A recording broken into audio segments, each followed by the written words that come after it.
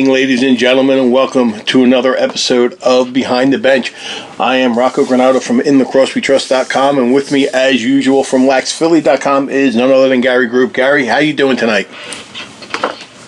I'm cold. I'm cold. I'm tired of shoveling, and I'm cold. It's been good all winter. Why wait to the end Right. to screw it up? Oh, we are the Great White North today. Yes. At least we were yesterday. Now for the big meltdown. We should be above zero again next week, and away we go. You're up literally in the Great White North, and down here in the Philadelphia area, we have nothing but a blue sky, 50-mile-an-hour winds, and when I looked out back this morning, I started seeing green grass in my backyard. Well, 50-mile-an-hour wind would blow the clouds right over here, wouldn't it? Yeah, it would. But you're getting the same. You're getting the same kind of wind, so I guess they're kind of combating each other. Oh no, we have an Arctic. We have an Arctic wind. We get nice and cool winds. Yeah. Well, last week was kind of interesting, but you know what? Before we even break the games down, let's go with some big time breaking news. First of all, the NRL website actually posted something on the same day that it happened. We had a trade. Yeah, I know. Last week I read about Barry Gates' retirement. It was terrible. Yeah. Well, we had a trade between Buffalo and Rochester. What we do? Buffalo sent Thomas Hogarth, Dallas Bridle, a 2020 second-round pick, and a 2020 third-round pick to Rochester. And in exchange, the Bandits get Frank Brown, Dan Littner, and a 2020 fourth-round pick. Now, you tell me, who won that trade? I think it was a pretty even trade, to tell you the truth. Yeah. I think it was a very even trade. I don't think Dan Littner's lit anything up this year at all. Yeah, playing Rochester now. Frank Brown has just got back in the lineup, so he hasn't done much this year. Thomas Holgard, he's been in and out of the injury bug as well. So, I think it's very even both ways. I think where Rochester comes ahead is with two draft picks. Yeah. They're looking to build for the future. Yeah. And in this next draft, they want to get as many picks as they can to try and trade upward later for a better pick. We do have the Jeff Teat sweepstakes coming. Yeah, and you got two guys from Rochester, Littner and Frank Brown, that go from a team that's down at the bottom of the standing, so to speak. They're sitting at 1-8, and they go to a team that's sitting at 6-3 and has the first wild card spot in the playoffs right now.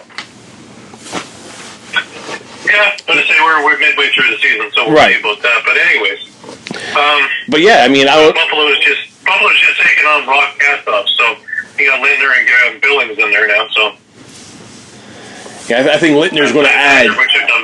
Yeah, I think Littner's going to add a little bit to that Buffalo offense too. Where? Where's he going to play? Who are you going to sit out for him? Where's he going to go? Yeah. He could sit and play left press box in Rochester. I don't see where he's going to fit into that lineup. Yeah. I'm trying to figure out why Can get player. Yeah. Can get player, but small. Yeah. He'll go to the net for you, but so will Josh Byrne. Right. You're going to sit Josh Byrne to put him in? Oh, no, you ain't going to sit Byrne. That's what I'm saying. I don't see where he's going to fit in, but, that's not my decision. Right. And probably go in there for... But if they do it, right now, with Dane Smith being hurt, it's not a bad thing. Yeah, he could kind of work his way into the offense, and, who's ever struggling... In order for that to happen, they have to have Billings take his old role of being a quarterback and do what Dane Smith has been doing, feeding the ball around. Now, is Billings able to do that now in this stage of his career? I don't know. Then you can put Littner in and put it in as another offensive scorer. Other than that, I don't see how this thing makes any sense. But it's not for me to decide again. Right. Yeah, we'll have to see what happens. Then you got Hogarth going over to Rochester. Yeah, like you said, he was hit with. He's going to help them immensely. Yeah. If he stays healthy, he's going to help them quite a bit. Right. Yeah, so we'll see what. But because Rochester isn't really losing much. Santander wasn't really lighting it up, and they have right now, Catoni, who is Evans, if you can keep him sane for 12 minutes. The other Evans, if you can keep him sane for 15 minutes, and Caputo, who's been a pretty good spark this year. So. But we'll get into that one when we get into the New England game. Yeah, just have to see what see what happens. Yeah, trade deadline was moved up to the 17th of March. So we'll see what. No, I say up because the date's pushed forward. So we have it on March 7th. Oh, go ahead. That's it. So it's on the 17th. Yeah, it's on the 17th, St. Patty's Day. So we'll see what happens between then and now with the other teams that are right now in a playoff spot and who want to keep that spot and keep that playoff drive going, and we see what's going to happen. With New York sitting at 1-9, are they going to be trading off any other players that they have? Is Rochester? I don't see anybody in the West being sellers right now because everybody's in the mix. In the mix, right? And that's every single one of them in the mix for second spot. Right, and that's the thing. What do some of those teams do? What does Vancouver do at 4-7? San Diego at 4-6, and Colorado at 5-6. Those are three of the teams that are right now, if the season was to end today, out of the playoff picture altogether. But with the West being as tight as it is, Colorado's only maybe. I know they're sitting. Calgary's in second, and then Colorado's sitting there at third. So Calgary's only played 8 games. Right. And so Saskatchewan and Colorado's played 11. So you're looking at 3.5 games from top to bottom. So you wonder who's going to, want to make a move, if at all, or if they're just going to, is like Vancouver. Is Vancouver just going to ride it out, or are they going to try to do something? I mean, you got a few more weeks before that trade deadline. So that's going to really, I guess, you could say, tell a lot at that point. Are they going to be sellers, or are they going to be, buyers, or are they just going to stand pat and wait till next season? It's also what do these teams have to offer? Right. Like if you're a Toronto, what would you want from Vancouver? There's not much there that you would want. No. So that kind of puts them at stand pat. San Diego, the pieces that you would want out of San Diego, they'd be crazy to get rid of them because it's all they've got. Right. A team like Colorado, I don't see them selling anything. But if they're going to pick up stuff, what are they going to give away? It's a tender little mix there. The house of cards, so to speak. Right. Yeah, and that's what that's what you really have to look at, because then some of these teams will be looking just like a Buffalo may. This might have been Buffalo's trade for this year. You don't know what Toronto will do. They're sitting at 6-3. Is a team like maybe Toronto would have enough lineup problems when everybody gets healthy. Right. They're already going to have trouble with who's going to be sitting and who's going to be playing. Right, when Schreiber comes back. They have 4 main players out, right? Yeah. And they're still sitting at 6. I don't think you're not going to see Latrell Harris back this year. He should be getting shoulder surgery anytime. So I think he's done. Right. You may not even see him in the summertime playing for since Colbert drafted him.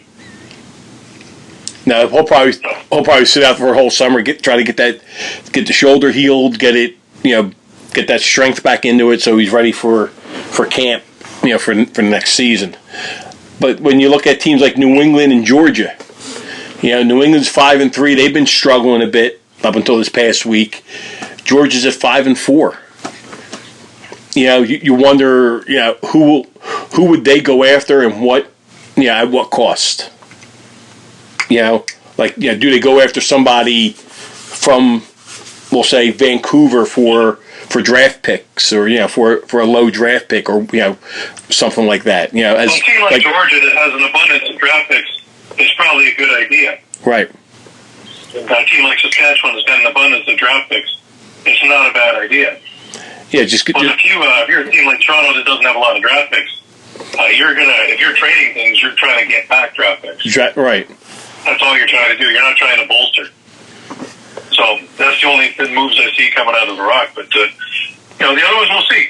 We'll see. They got a few weeks to figure it all out. Yeah, we got a few weeks. You see what happens, because you don't know. If somebody gets hurt, if another main player gets hurt somewhere, you may need that offensive punch if you're, if you want to go somewhere, then your hand's going to be forced. So, we're looking at today's February 27th. You got 19 days. You got 2 weeks from this coming Tuesday for the trade deadline. So we'll see who's going to move. If there's going to be anything that's going to, blow anybody's mind. Is it saying, oh, okay, why are they doing this, or is it worth it? That's what everything's going to have to get thrown into the mix and see what happens. Now, on to the games. Friday night, Toronto at Halifax. Gary, we talked about this game. That this game was not only for the lead in the North, but also for the Turner Cup. For something like that. That could have gave one of the games. Yeah, that could have gave Rochester a nice little boost there. Okay, it could have really, it could have put them up at 3-0, and really. Well, no. If Toronto would have won, it would have put. Toronto did 3-0, and Halifax is sitting at 1-2 right now. Well, no, but now it's a little bit different. Everything's a lot tighter now. Saskatchewan is in the lead with it with 1-0. 1-0, yeah. They haven't played many games this season. No, Halifax is sitting at 2-2 in the Cup standings, and Toronto's at 2-1. So, you look at how things switched there, but this game was somewhat of a nice. It was a goalie duel. It was a goalie battle. Is what this was, and they stood on their heads. These guys were absolutely phenomenal. Both Nick Rose and Warren Hill were absolutely spectacular throughout this game, just stealing things. I think there was a span of damn near 30. I think it was 15 or 18 minutes for Halifax, but 26, 27 minutes for Toronto where there wasn't any scoring. But the goals that did come were pretty amazing goals. Yeah. Clark Peterson just did it again. What a beautiful shot. But Toronto got off to a pretty quick start. They took the lead. They got up to a 3-1 lead, and all of a sudden, most interesting thing. 2 penalties on the same play, including Bill Hostrauser catching a ball in the crease. So you had a Cody Jamieson penalty shot, which he scored on. And during that power play, Kyle Jackson got his goal for the tie, and we had a different game. That just changed everything right there. Yeah. And from that point on, Halifax really was, though the score was close, Halifax was already starting to push forward.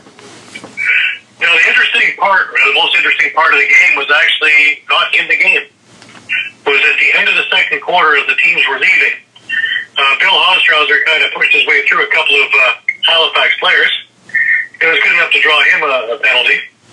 But Cody Jamieson basically lost his mind. He pulled out a Sean Evans, shall we say. And he got himself a 10-minute match penalty. Got him tossed out of the game as well. Yeah, and that's what I'm trying to understand.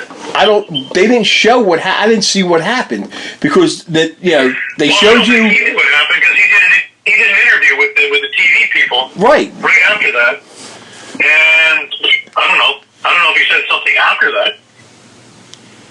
He seemed pretty calm in the interview. Yeah, that's why I'm when I heard that he was out for, for the game for a match penalty, I'm thinking, okay, what did he do? He was just doing an interview and he was just calm, cool, and collective. So what? You know what I mean? So what happened? Did the officials go to the back and they replayed what happened? When Husserl walked through and they saw Jameson do something, and Jameson thought maybe he didn't. And there's nothing been said from Halifax, so they didn't seem to object. So I don't know. Now the question is, does he have one of these other match penalties pending from before? I don't think so. Has he had one in the last 2 years? I don't know. Now it gets interesting. I don't think he has. I remember Dane Dobby. Well, he better not get another one. Because then it'll be sayonara for the year for him.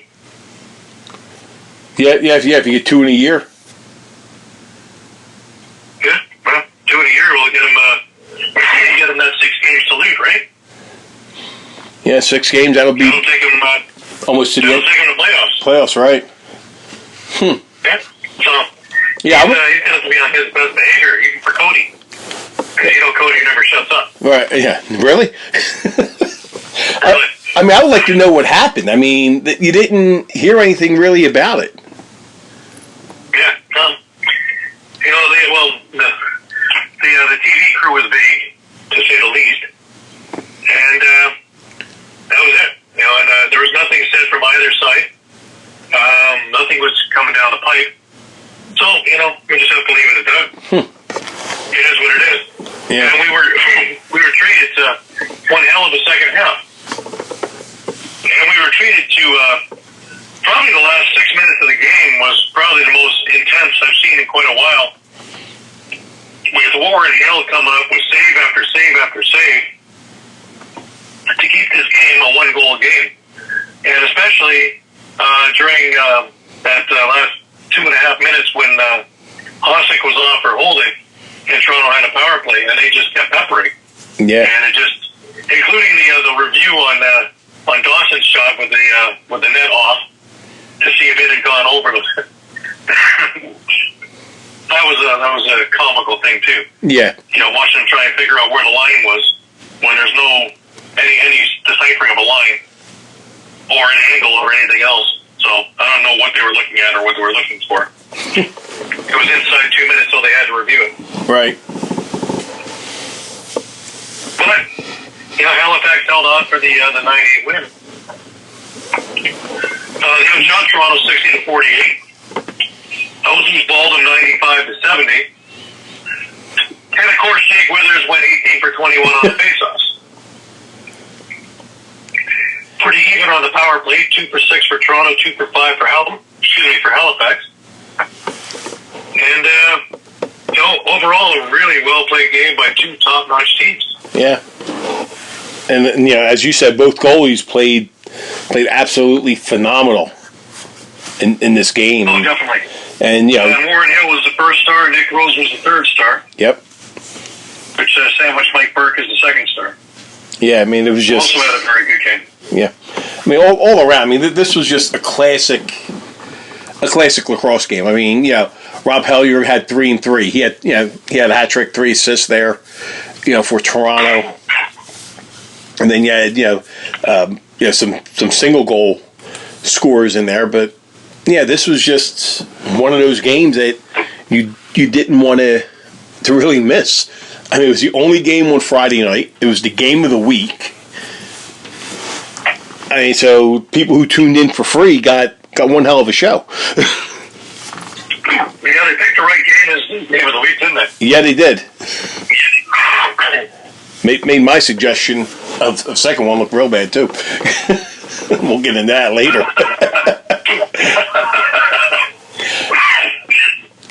The next one we had was a 2:30 Eastern game, but 11:30 a.m. on the West Coast. And I know all too much about these 11:30 in the morning games. Luckily, this one was on a Saturday and not a Friday. Yeah. Vancouver. Not in the snowstorm. No.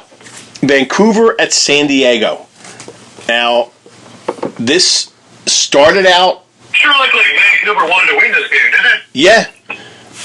And Looked like it for a while. And they This did. is the third quarter again.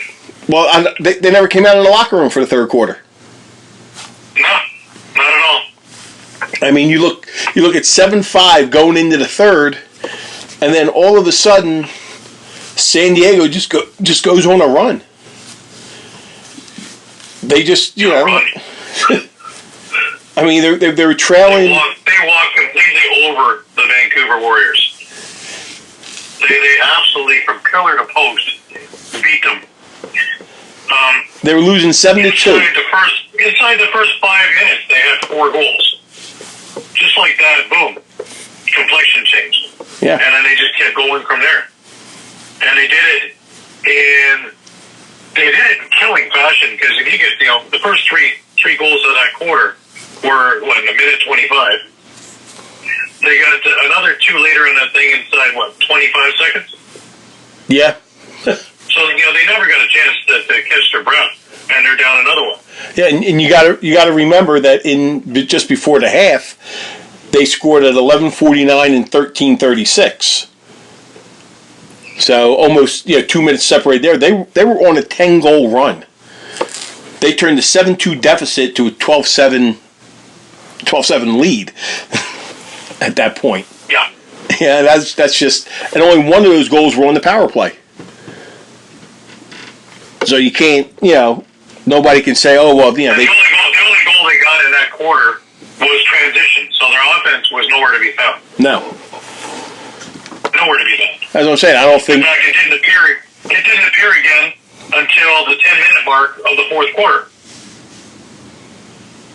Like, you're not going to win anything like this. Right. Like, again, if Vancouver was ever able to put together 60 full minutes, they'd be a very viable team. But they can't barely put together 30 minutes right now. So I'm wondering. Yeah. We're talking about selling, but who are they going to sell? Are they going to get rid of the only people that are working for them? Logan Schuss, Mitch Jones, Keegan Ball, Joel McCready? I doubt it. Maybe Riley They Lowen? have to get something. Yeah, possible. Other than that, what do you got? Yeah. There's not a whole lot. No. So they have to rely strictly on trying to draft. And hopefully they get better at it. Yeah.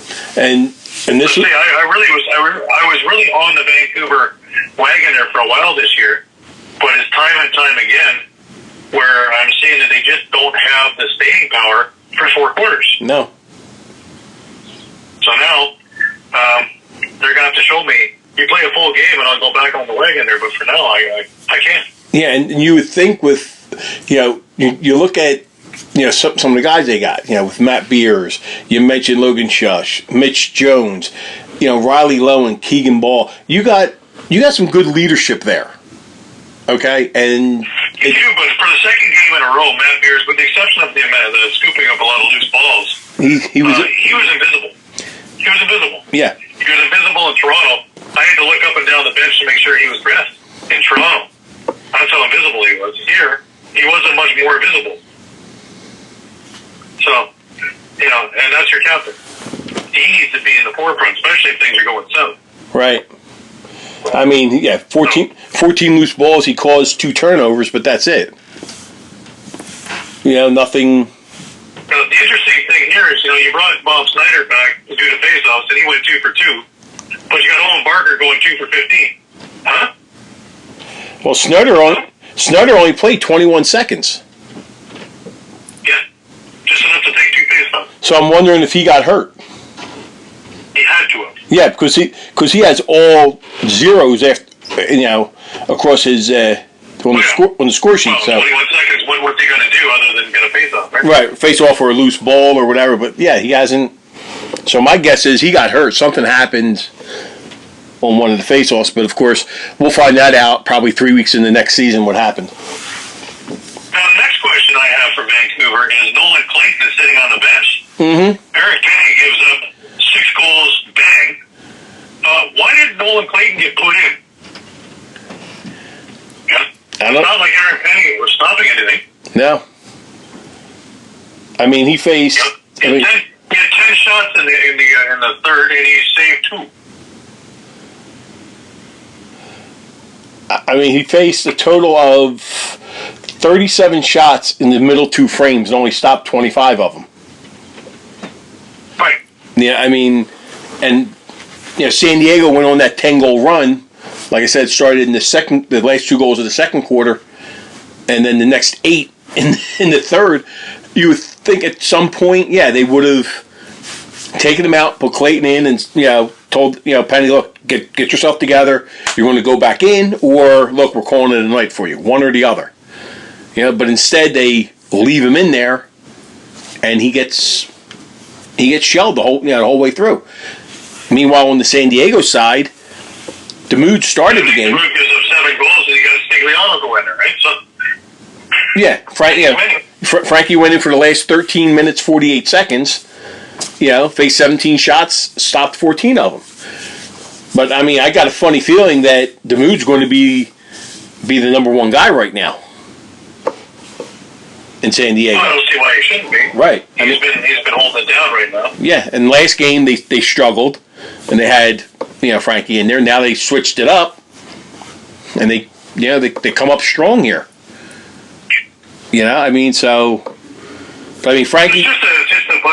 There's a few question marks in my opinion of what's going on. I just find it that I would have done things a little bit differently myself. So. Right. Yeah, because he played the first 13:48 and that was it. So.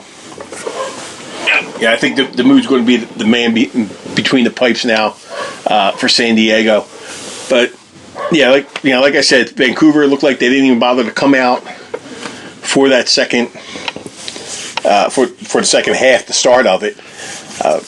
That's just frightening. Yeah, I mean that's just a collapse. Yeah, I mean Vancouver went through this I remember them going through things like this last year. You have that quarter, and it just makes you look so bad. There's no excuse for it. You're in a game where you're leading 7-5 at the half. Okay, yeah, you let up those 2 goals. But you're playing very well right at that point, and then all of a sudden how does it shut down that much? I mean, I could see. Am I giving Bill Greer that much of credit as a defensive coordinator? Maybe. Am I giving Bill Greer like the Bruce Cott Award for changing up an entire strategy to completely tie up a team? Hey, it's possible. Very possible. Very possible. I mean, you look at who they got behind the coaches. Patrick Merrill, Bill Greer, Josh Sanderson. Yeah, Bill Greer's the defensive coach. That's what I'm saying. Yeah, am I giving him the Bruce Cott Award? Yeah, I mean, how do you turn something around that quickly like that? And the offense. The Buffalo Bandits when they got tied up by Toronto. Right. It can happen. Yeah, and the offense just ends up clicking on it. They capitalize on everything, and it just boom, that was it. And. Oh yeah. And just like you said, I don't even understand it. Why didn't they put Clayton in partway through that run in the third quarter? Even if it's just to get Penny to settle himself down, and regather. Or just to wake the team up for a few minutes. Right. Just to wake the team up. Yeah, and they didn't do it, and that to me that sends a message to the team like, well, you know what, this is Penny's game. Let him, maybe this will be a lesson learned, but you can't do that. How many lessons do you want to learn? Right. You got a number 1 guy there, and he gets shelled for 10 goals in a row. At some point in time, you got to take him out. Either, like I said, take him out for the remainder of the game, or just sit him down for like a 4-minute break until the next media timeout. That hits. And then put him back in there. Something. But they kept him in. I mean, this is why we do what we do and they do what they do.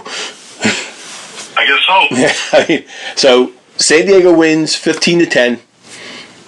They outshoot Vancouver 65-56. Face-off, Gary, we mentioned 23-5 in favor of San Diego, with Obviously, Bobby Snyder being out after the first 21 seconds of the game. Loose balls, San Diego 97-77. There weren't a whole lot of penalties in this game. San Diego was 1 for 3 on the power play, and Vancouver was 0 for 1. That was really it. There was nothing else there. 3 stars. In a Todd LaBranch game. Yes.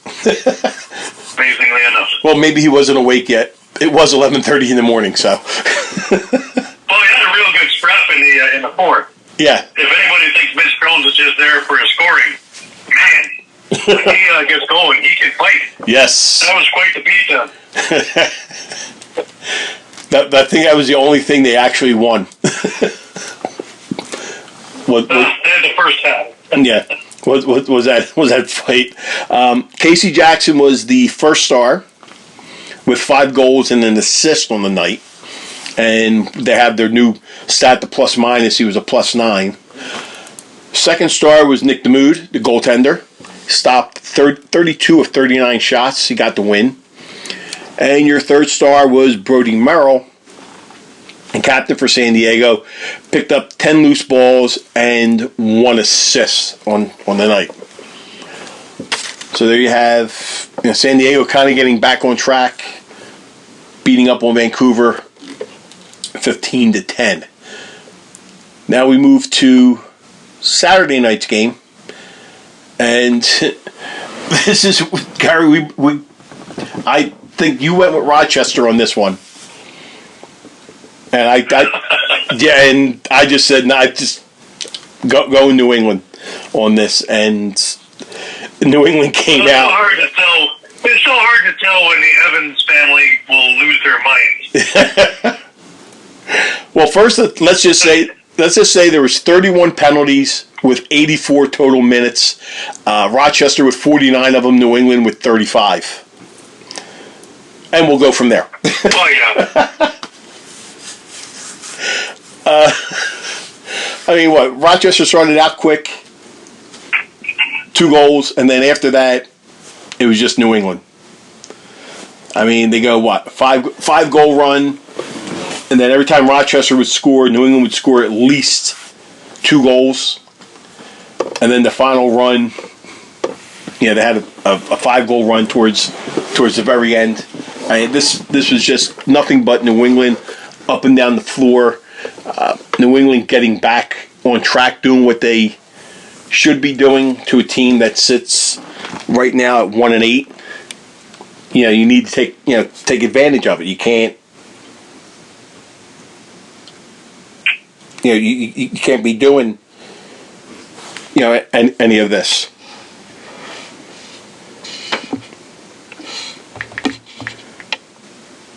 Gary, you there?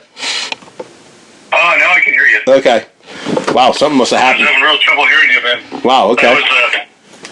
That was quite the breakup. Yeah. Wow. Okay. What I was saying was this was just nothing but New England. I mean, every time Rochester opened up quickly 2-0, but then after that, New England went on their run, and whenever Rochester would score, New England would score a minimum of 2 goals.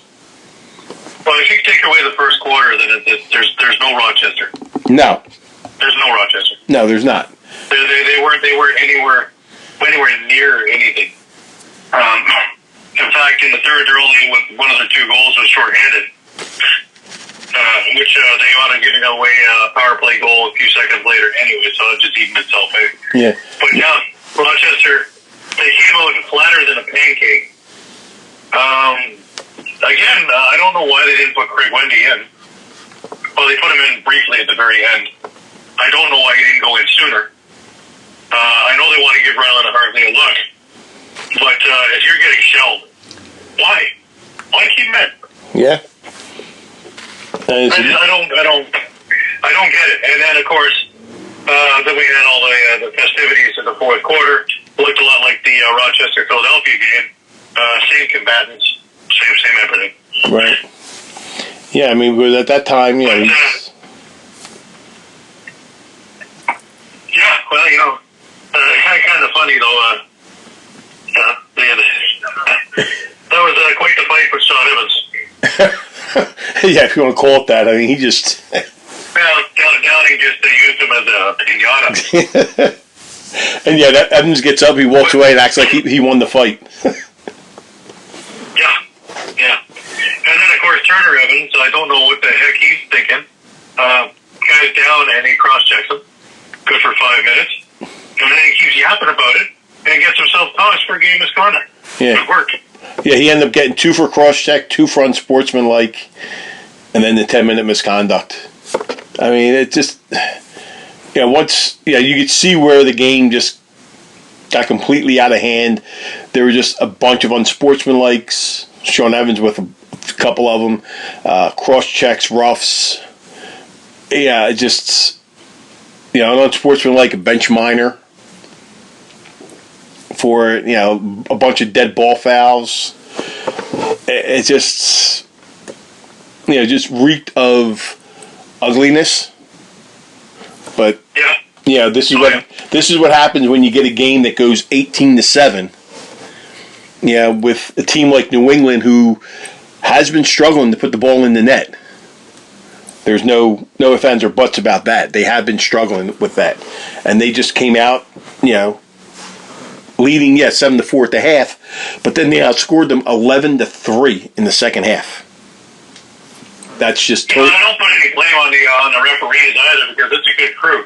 Right. Sean Grenier, Andrew Ecclestone, and Ryan Wilson is a pretty good crew. So. They kept this under as much under control as possible. As good as they could, yeah. Right, and if the players wanted to go, they let them go, and that was it.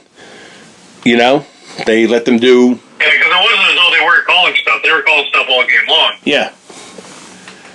And you're looking at like we said before. 49 penalty minutes for Rochester, 35 for New England. New England was 7-for-11 on the power play. Rochester went 2 for 4. Face-offs 21-9 in favor of New England. The shots on goal 71-45 for New England. That's a lot of rubber. They threw back. They threw over. I still wonder why they kept hitting Hartley that long. They fired 100. It just doesn't make any sense. 108 shots they fired on that. No. It just doesn't make any sense to me. Is why they kept Hartley in that long. But, again, that's why I'm here. Right, and that's why they're there. Right. But yeah, this was, like I said, nothing but total New England, 18-7. They just, did what you're supposed to do to a team that at the time was sitting at 1-7, and you just take advantage of the situation. You have the game won, but you just keep on piling it on. You got to get that offense clicking, especially now you're coming. Well, the funny thing is, I remember last week saying that that's the best 1-7 team I've seen in a long time. Not in this game. No. Not in this game. No, that's why I didn't think they were going to be able to pull this one off. Rochester falls 18-7. Now the next game was, I don't know how you've seen it on TV, but believe me, it was bad.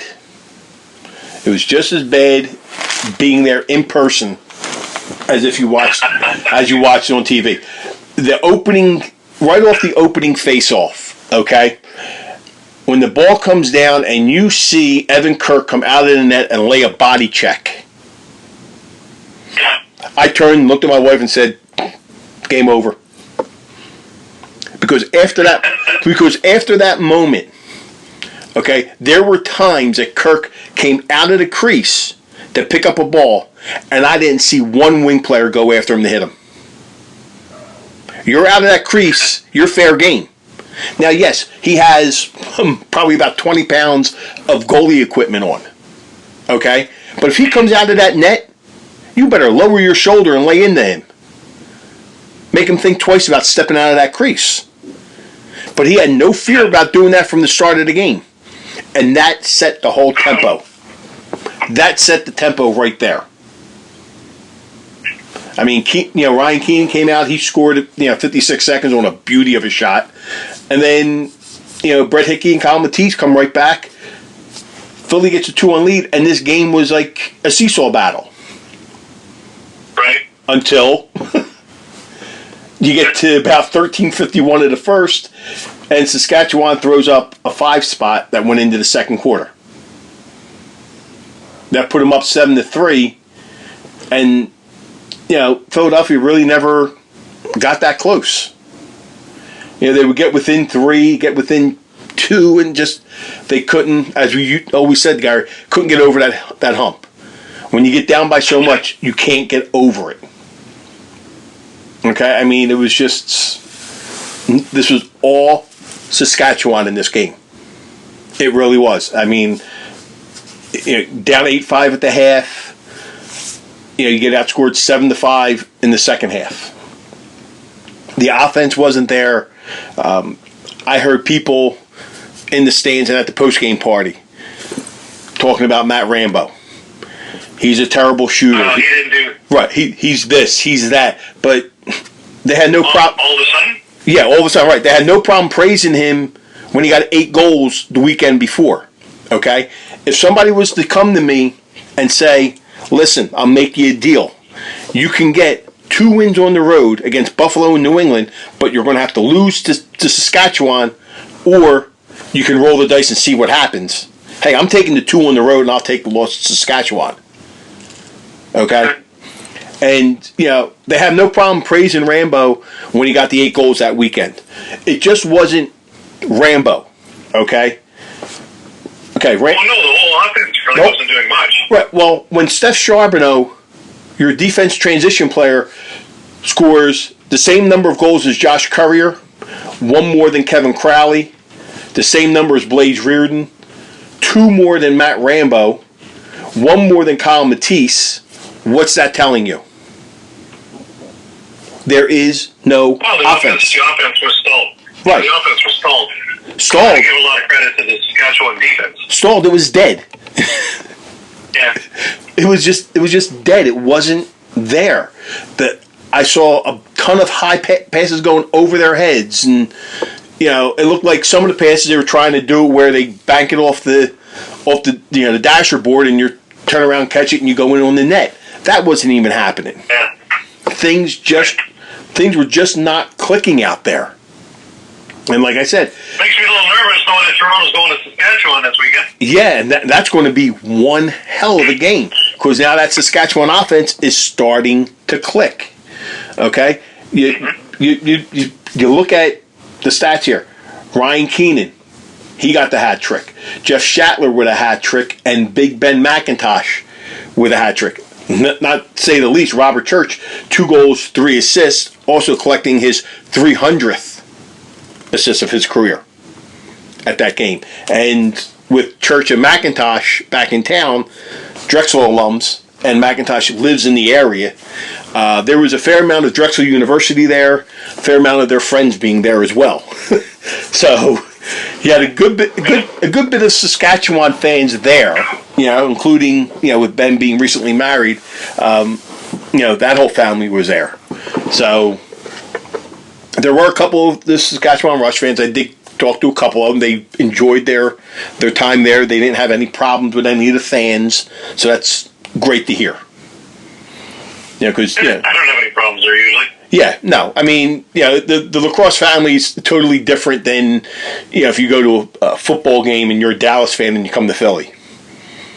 It's totally different. Because just like when you come here in April when Toronto plays Philly, or like last year when I came to Toronto, I wore my Wings jersey. Hey, I wasn't worried about it, because we have enough friends there in Toronto, and you have enough friends here in Philly where you're fine. Everybody knows who everybody is and why they're here. They're rooting their team on. You're not going to get any problems from anybody. So, like I said, they had a great time, but more than what I can say for the game. It just, I don't know. The offense was just gone. Look, like I said, you go through everything. Reardon had 2 goals, 2 assists. Hickey with 2. Charbonneau with 2.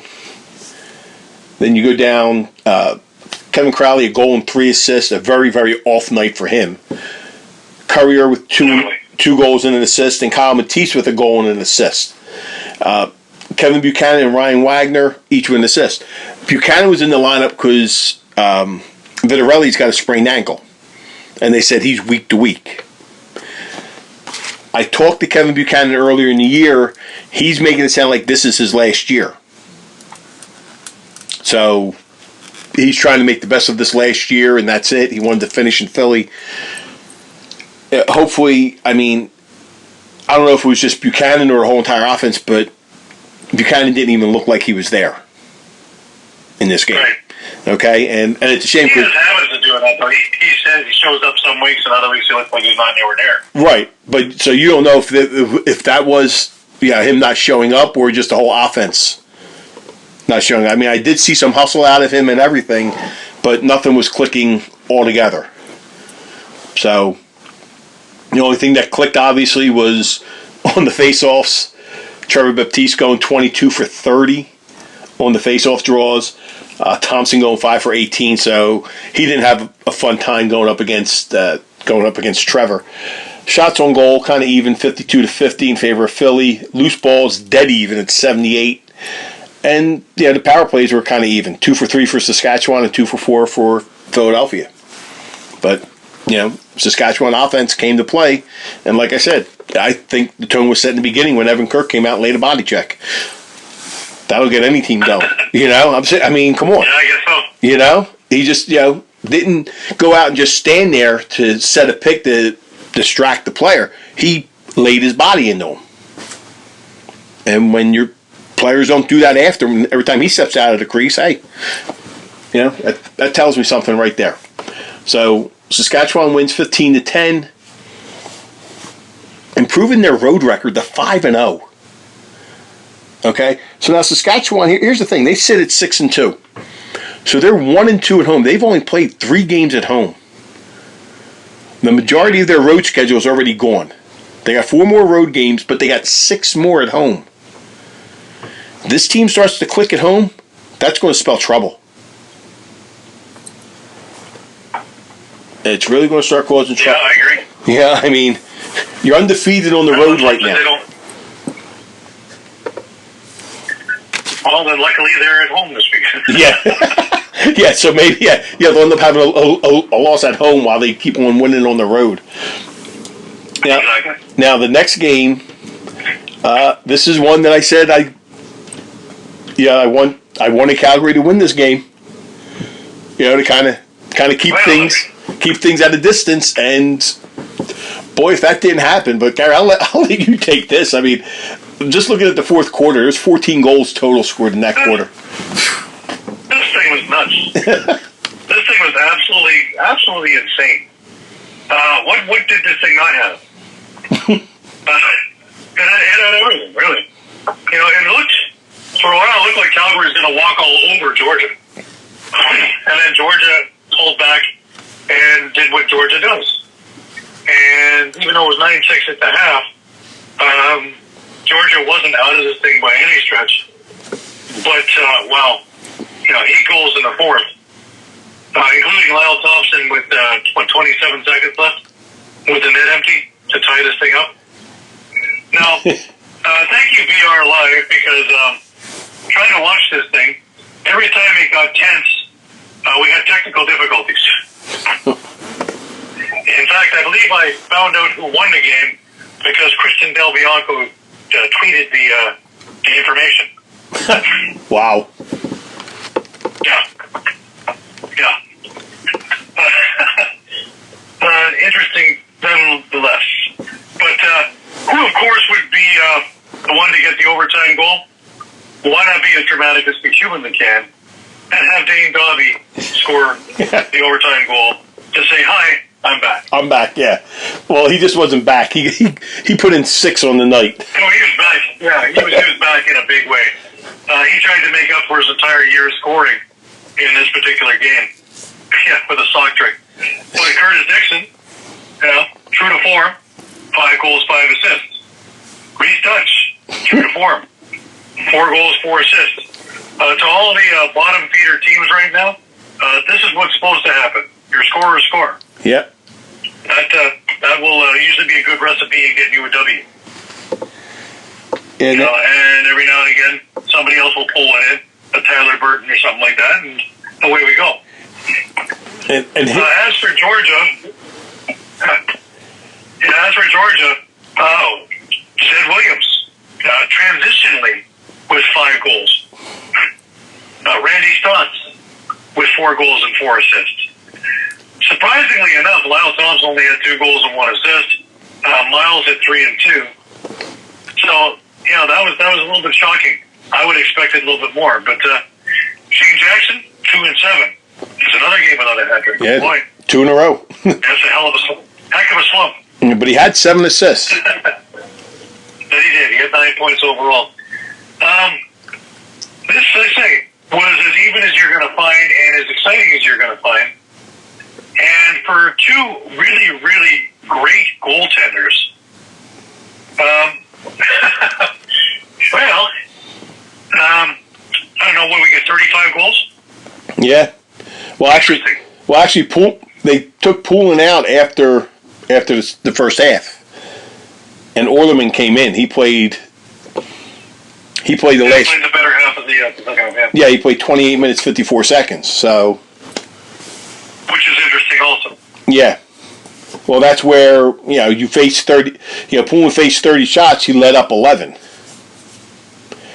So I guess he wasn't on his game by any stretch. No. Orleman played very well, but push comes to shove, and but for Christian Del Bianco to give up 17, that's odd. That's very odd. So now, but again, he got peppered too. He got 64 shots or whatever. Yeah, something like that. Well, 64 shots on goal, 30 off. 18? There was 18 goals. So 72 shots altogether.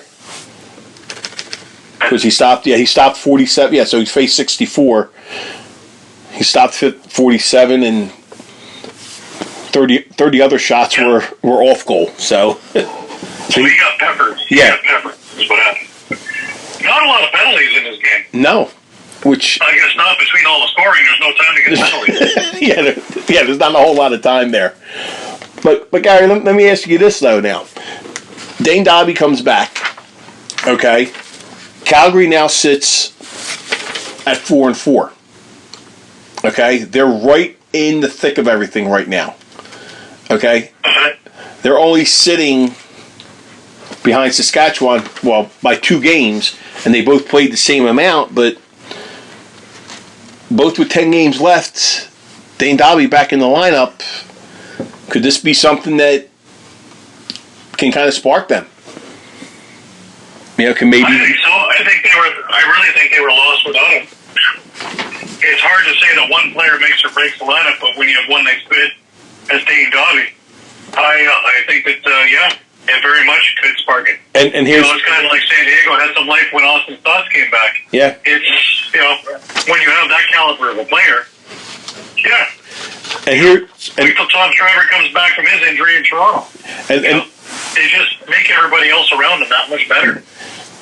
And here's the big thing. As well as you put a lot of pressure on the defense, because now they got to double team him. So somebody's free somewhere on the floor. And then if you're starting to scramble, then your whole zone coverage is missed. If you're setting your picks and you're doing things correctly, there's lanes open. And if there's lanes open, then there's opportunities. And as we saw in this game, there were lots of opportunities. Yeah. And for Calgary, they have a lot of games left in their division. They got to play San Diego 2 more times, Vancouver 2 more times. They got Colorado 2 more times, and Saskatchewan 3 times. So you're saying is everything is in their own hands? Basically, yeah. If they're playing each team in their division 3 times, that's what you got left, because they haven't faced Saskatchewan yet. Their destiny's in their own hands. Yeah, they haven't faced Saskatchewan yet this year. They're 0-1 against Colorado, and they're 1-0 against Vancouver and San Diego.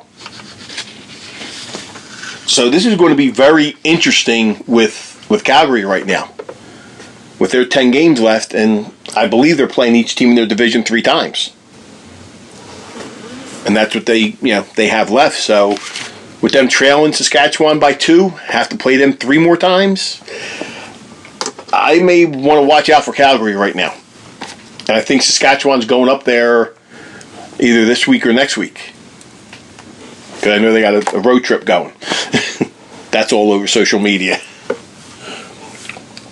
But Calgary, like we said, Gary, Calgary pulled this one out in overtime. Talked about Lyle, Miles Thompson, 2 goals and 3 goals respectively. Randy Stotts and Zed Williams coming up big. But, on the Calgary side, Dane Dobby, 6 goals, Reese Stutch with 4, Dixon with 5. That's a potent offense right there. That's 15 of your 18 goals. And if they start doing that the rest of the way, I think it's going to be trouble for some of these teams that they got to face. So that's what we had for this past week. And when you go to look at the standings right now, in the East, you got Philadelphia at 7-4, New England a half game back at 5-3, Georgia sitting a game back at 5-4, and New York 5.5 out, 1-9. In the North, Halifax with their win moves to 7-2. Toronto and Buffalo a game out, both at 6-3. Rochester at 1-8, 6 games out. In the West, it's Saskatchewan at 6-2 with 2 games up on Calgary at 4-4. Colorado at 5-6. They've played 11 games so far, just like the Wings. San Diego's at 4-6, 3 out, and Vancouver is 4-7, 3.5 out, and they're by no means out of the race. But when you look at the playoff standings, Gary, right now your 1 seed would be Halifax at 7-2. Saskatchewan is 6-2. Philadelphia is 7-4. They would be your division leaders, North, West, and East. Your second place teams would be Toronto at 6-3. They would be a 4 seed. New England at 5-3, and Calgary at 4-4, with the 2 wild cards going to Buffalo and Georgia.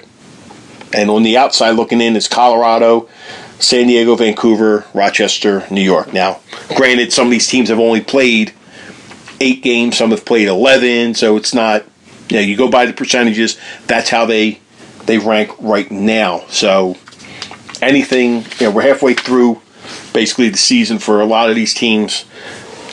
Anything can happen in the next so many weeks. The Alterna Cup, Gary, we talked about that earlier. Saskatchewan is sitting at 1-0. They're leading it at the win percentage at 100. Toronto is at 2-1 with a 66.67 winning percentage. Calgary at 50%, 1-1. Halifax 2-2, also at 50%, and Vancouver at 0-2. And Gary, explain what this is. That'll change this weekend because Toronto plays Saskatchewan. So right, somebody's moving up. If somebody's moving up, somebody's going to move further down. But this isn't going to go by what the record is. It's going to go by the win percentage. It's going down, but it's going by percentages simply because Halifax, Toronto, and Vancouver have 6 total games, while Saskatchewan and Calgary have 7 total games in this thing. It's just they can't balance it. They have to go on percentages. Right. So just for the sake of arguing, like Saskatchewan could have, they got to play Toronto, so both of them can't go undefeated. But if they did, then there would be other ways of breaking it. But they're all going to be playing each other at some point. Teams. Well, Saskatchewan beats Toronto. They can stay undefeated, right? Right. But that's why they're going to do it by percentage. I mean, 6-1. Toronto's got to play Halifax a couple more times in it. Right. I think they played 4 times with Halifax, so it's kind of crazy. Yeah. So this will be kind of interesting, and the upcoming schedule, like you said, you got Toronto going to Saskatchewan this weekend. Then on March 7th and March 8th, you got Vancouver at Saskatchewan, Calgary at Toronto. That's going to be a good game there. And then good old Sunday afternoon game. Yeah, and then like I said, you got here you go. March 13th, Saskatchewan's at Calgary. I'm going to skip over a couple games. I'm focusing on Saskatchewan, Calgary. March 13th, Saskatchewan at Calgary. April 17th, Saskatchewan at Calgary, and then April 29th, And then April 18th, Calgary at Saskatchewan. So they got a back-to-back to end their series. Their 3 games against each other. With then a week to go in the season. So you tell me if that's not going to be very interesting the weekend of April 17th and April 18th. Well, sure. With those two playing each other. My God. And then, of course, Halifax playing Vancouver, Vancouver playing Calgary. Some of those games aren't even going to matter at that point. But yeah, you got Toronto, Halifax. So. Yeah, you got Toronto and Halifax in here another time. It's just... But yeah, it's going to be very interesting with the Alterna Cup and with teams fighting for their playoff spots. Now, this weekend, everything starts off tomorrow night. We got New England at New York. I'm sorry, there's no... I don't think there's... I have no rhyme or reason to my answer, but I'm thinking New England. Yeah, there's no doubt on this one. New York is basically... I'd love to be wrong. Yeah. I'd love to be wrong, but I don't think I'm going to. Yeah, so would I. I would love to be wrong in this one as well. I would love to see New York beat New England and give them another loss for obvious reasons, but no, I don't see that happening. New England coming off that big victory over Rochester. I think the same thing's going to happen here because New York does not have Digby anymore. They traded him off.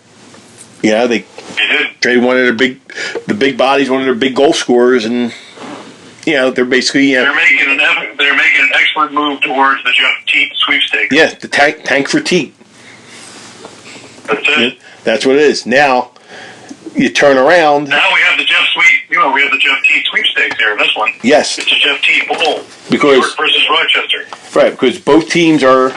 Well, Rochester's 1-8, New York's 1-9. Probably be 1-10 by the end of on Friday. Somebody's going to have 2 wins after this. Yes, somebody will have 2, and the other team will be in the lead for the Jeff Teat sweepstakes. So you'll wonder. Correct. You'll wonder what's going to happen in this one. Rochester playing at home.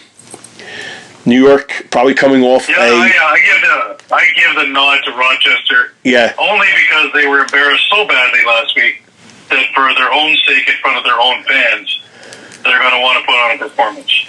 Yeah, and they're also look for Craig Wendy to get the start. Yeah, and like we said, that should steady the ship right there. It should, yeah. With New York coming off a shellacking like they're going to probably get, if they don't get a shellacking, I'm going to wonder about the New England offense. Well, if they don't get a shellacking, they're still going to be tired from traveling. Yeah. Now, so no doubt we go Rochester on that one. So we got New England and Rochester winning to start off. 7 o'clock also on Saturday, Halifax at Buffalo. Another game. I look at this as being a really close game. Yeah. I'm actually giving the edge to Buffalo just being the home team in this, which is what I tend to do when we have such a close game. Goaltending-wise, I give a slight edge with Matt Vince over Warren Hill. Just consistency alone, proven track record as well. Offensively, I think that they're very, very even. Now, with Dan Lindner in there, because Dane Smith is out, I believe, with a broken finger. It hasn't been put up there, but I believe it's a broken finger that he's out with. So it'll be a little bit before we see him. So they needed a trade. You're going to see Garrett Billings also. He's a little bit more comfortable with the offense now and how everything's run. So you'll see him be doing a little bit more now as well. So I think where Buffalo hurts a little bit is Chase Fraser's still out, I think, with his leg. Yeah. But I still give the nod to Buffalo. I think that they can put up goals in a hurry. And Warren Hill isn't exactly like he was last week against Toronto. They're going to put him in bundles. Yeah, I'm going the same way. I just think Buffalo is with them being at home. I think they're going to have a little bit more to go for, and Halifax runs hot and cold. It's also Tucker night too, so there's a little extra to play for. Yeah, a little extra motivation the 7th annual The Tucker Williams. Tucker Williams, yes. So I'm looking at Buffalo to win this game as well.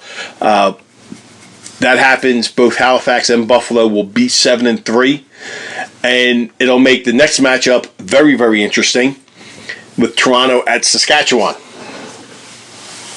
if you look very carefully on your DR Live feed, you will see that there is one turkey in that arena in a blue jersey and a sea of green. Yes. I will be yours truly. I will be in the lower bowl, opposite the benches, around the restraining line, just in case. Well, while you're I'll be at the game. I'll be arriving in Saskatchewan Saturday morning, and we'll see all the fun and merriment that goes on from there. Well, while you're there, say hello to the Hulk for me. Kind of hoping he would have made the trip to Philly, but we, believe it or not, my wife and I started talking about possibly going to Saskatchewan next year when Philly plays in Saskatchewan. Bring a coat. So we just made. It's actually warmer there than it is here. Yeah. Isn't that funny? Yeah. Isn't that funny? So we just may do that. So who knows? So well, obviously, I'm on the Toronto bandwagon for this game. Right. Obvious reasons. I don't know. I mean, I will be wearing a Hofstra jersey just in case. Okay, yeah, just to be on the safe side. Yeah. I'm going to lean with Toronto too, only for one reason. I want to see a nice little three-way tie there in the North. Really make things interesting, you know? Because, you know, Halifax falls to Buffalo, Toronto pulls off a win. You got three teams at 7-3. That's going to make for a crowded North Division there. But yeah, I mean, and with the goal differentials, Toronto sits on top. Yeah, and just the last two games that Saskatchewan has played, they scored 31 goals. So they've been putting the ball in the net, but I don't see them doing that to Nick Rose. I really don't. I think, you know, I'm hoping not. No, I mean, gonna be a long evening if it is. Yeah, and I know with you, for obvious reasons, yeah, you want Toronto to beat Saskatchewan. I just think with the goaltending with Nick Rose, the defense they have out there, and the way the offense has been clicking with Toronto, I see them pulling off the upset over Saskatchewan this week. Now we go to a game that I think is very important in the Philadelphia schedule. The Wings go to Denver, go to the Loud House to play Colorado. This is a game that Philadelphia needs more than ever right now. Their offense was not clicking whatsoever. They need to get back on track with that. They need to get inside Dylan Ward's head. They need to do something because the following week they have a big game against New England. They need to get the offense rolling right now. They had it going the other weekend with those 2 wins. Last week, it took a vacation. Okay? This week, a very tough place to play in the Loud House. Zach Higgins has been really on his game. Obviously, more than Dylan Ward.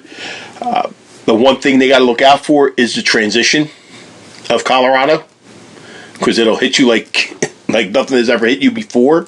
Well, Joey Capito, yeah. Yeah.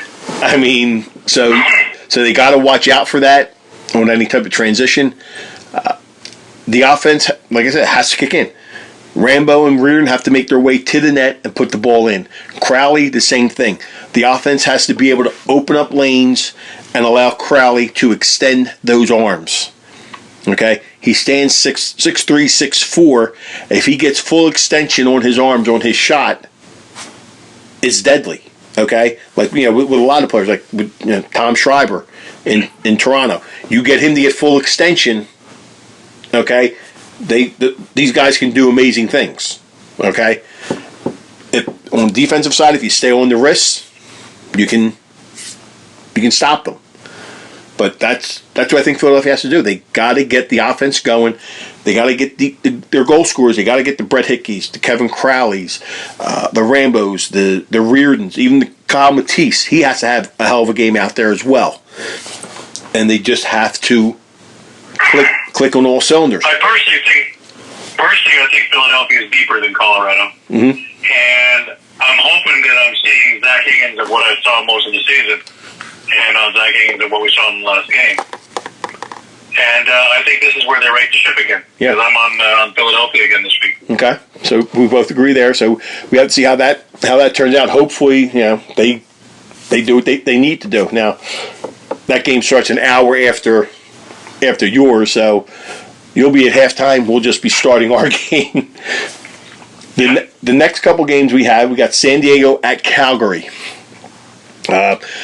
Dane Dobby's first game back at home after the suspension. After last game, going up against San Diego. Probably have Demuth in the net for San Diego. That would be my guess. For a while. Yeah. For a while anyway. Yeah. See how San Diego does. Do they, play well? Do they, even stand a chance? Well, Casey Jackson's had a few games back now.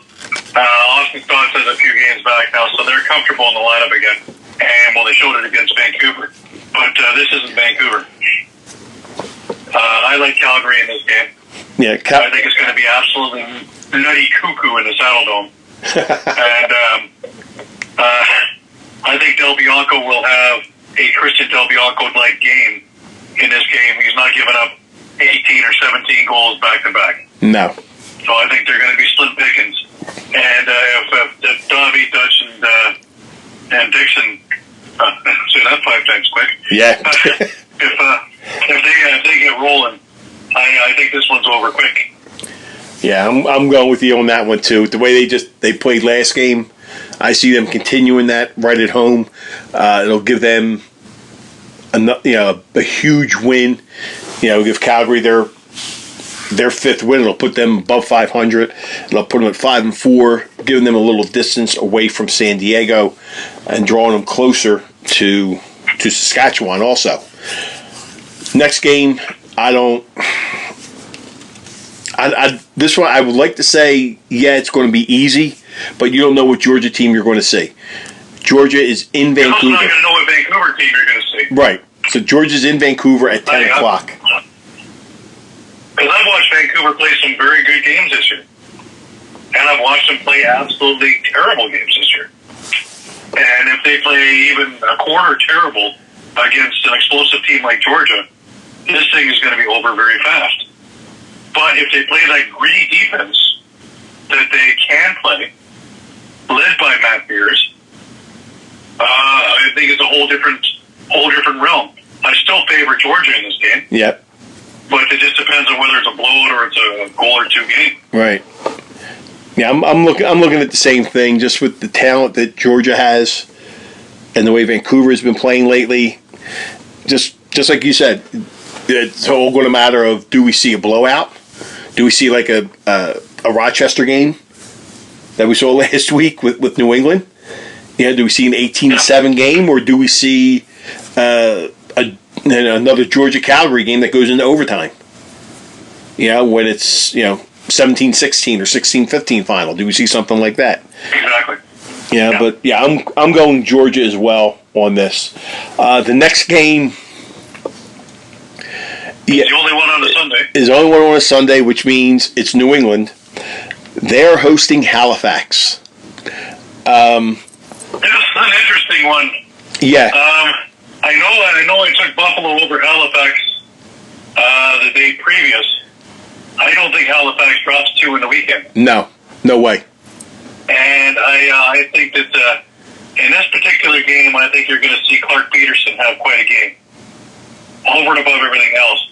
I also think you're going to see Cody Jamieson calm down, relax, and have a really good game as well. I think if I'm right about the loss in Buffalo, I think they settle themselves down, get down to business, and they pull out a win in New England. Yeah, and that how they play New England, you got to look at how they're going to play in Buffalo. I mean, if they got to knock them out, drag them out game, yeah, they're going to be, It's possible they lose too. Yeah, it's very possible. They can't let that affect their gameplay. I mean, look at how Philadelphia played against Buffalo. They won that game, and everybody thought they were going to come out slow against New England, and they didn't. They stuttered a little bit towards the end, but they held on and they won. But yeah, I'm going Halifax in this game as well over New England. I think they're going to have a tough game in Buffalo. I'm looking for Buffalo to beat them to beat Halifax in a close battle, but Halifax going to New England. I think there's too much going on that night. Yeah. I just think there's a lot going on that night. The Buffalo's going to be really up for that game. Yeah.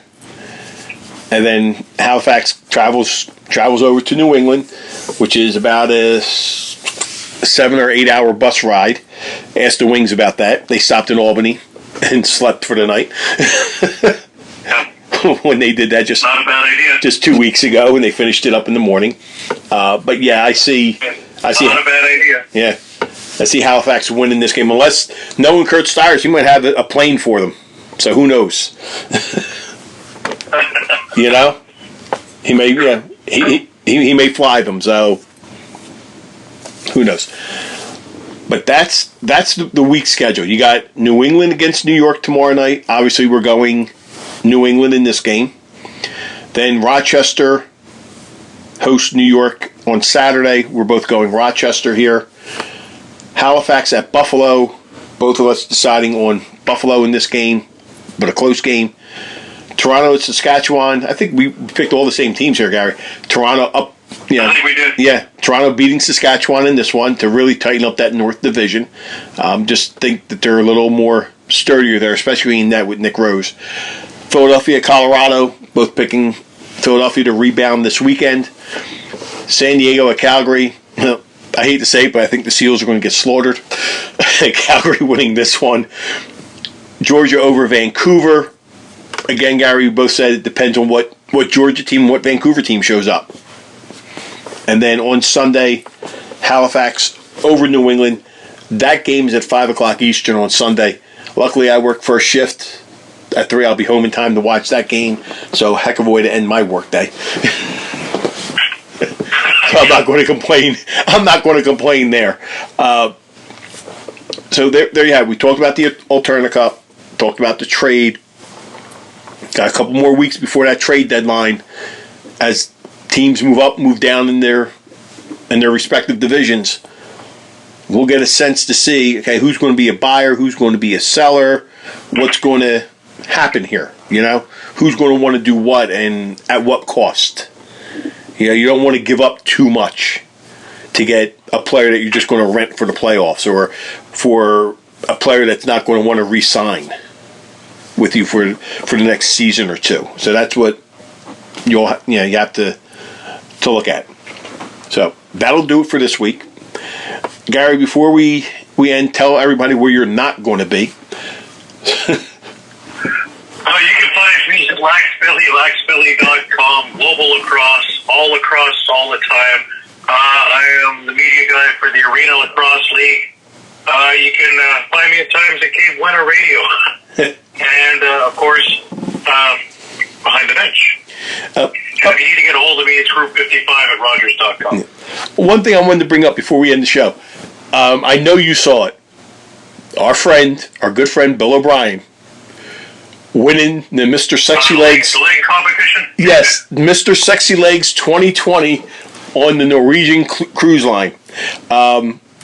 For anybody out there that is not friends with Bill O'Brien on Facebook, type his name in, go to his page on Facebook, and look at the video. This video is classic. He's the type of player that when he's out on the floor, he will knock you into next century. But he knows how to have a good time. And Gary, we both had plenty of conversations with him, interview-wise and off the record wise. And he's like most of the other players, just a class act out there. But this video was unbelievable, and his girlfriend Brianna took the video. That's what makes it funnier. Even more funny about it all, yeah. Yeah, but everything he does, just what if you didn't see the video, watch the video, watch the reaction to some of the women that are there, the older women that are there. It's one for the ages. So let Bill know. This is why you don't skip leg days, boys. This is why you don't skip leg days. Yes, this is exactly why you don't skip the leg days. If you're not a friend of his and you see the video, let him know you heard about the video through us. Yes, please. Yeah, just to see what the reaction that happens there. But yeah, go to his page. Just type in Bill O'Brien.